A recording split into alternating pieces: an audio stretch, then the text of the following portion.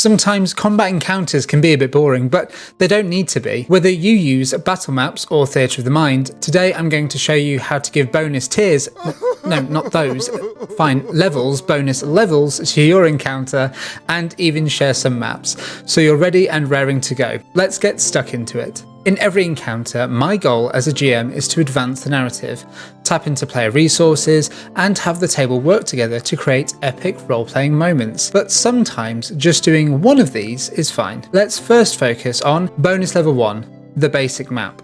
At this level, the players and their opponent go head-to-head. Combat flows like this.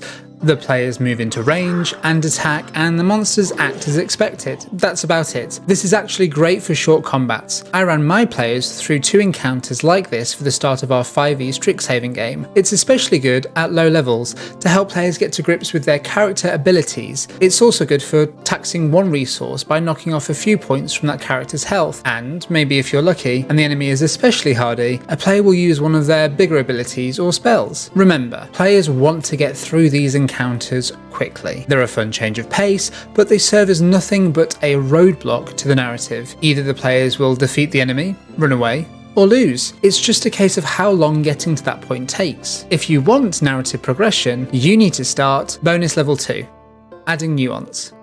Give the antagonist a distinct goal. With no goal aside from beat the player characters, an antagonist just stops the story from moving forward. At its most basic, adding nuance to your encounters should change how combatants act. Maybe the opponent, a giant rat, wants to get at the stinky cheese one of the party members has, pushing past the other players to do so. This also changes how the players can react. Maybe by giving the stinky cheese to the rat, the combat can end peacefully. But first, the players have to work out what the creature even wants. By diversifying the antagonist and what the antagonist does on their turn, you can easily achieve this. Maybe the giant rat disengages or shoves a character out of the way before moving towards its tasty target, the rat's nose twitching furiously as it does this. It doesn't need to be obvious, and not every player will engage with this type of roleplay, but having it as an option certainly helps. Bonus level 3, diversifying the combatants. This one is the easiest tweak. Give your bandit a dog, the goblin a rat, the witch a cat, the vampire a bat, and so on. Not only does this give different stat blocks for the table to play with, it can be an easy way to bring in that nuance. Do the combatants work together?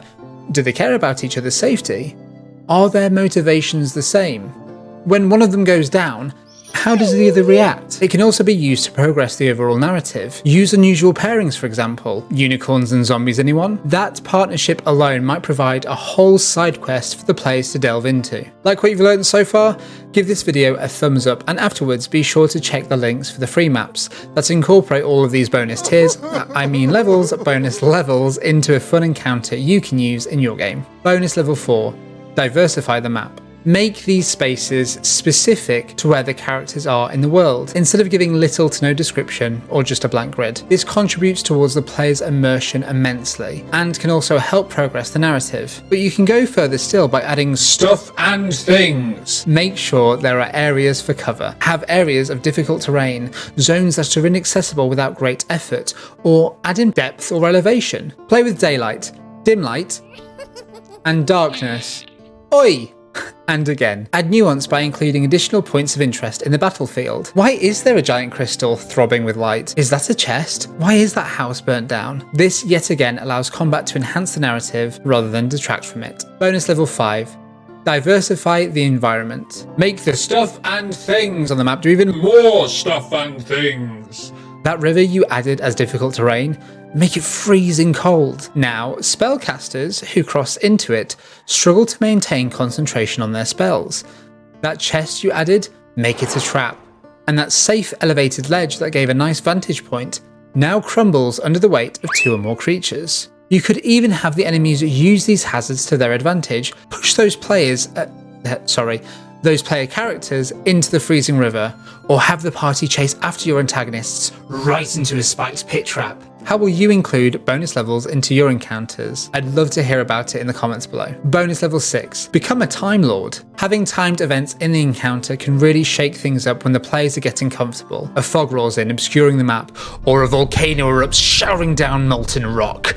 Maybe that's a tad extreme, but you get the point. By adding this fourth dimension into your games, you can forward the narrative on a massive scale, since it reminds the players that the world still exists and is changing or falling apart, whilst they're out here fighting for their lives. Why is there a sudden change? Is combat even the main threat anymore? Players will certainly feel the pressure with this kind of shift in gear, and those are 6 bonus levels to help improve your games.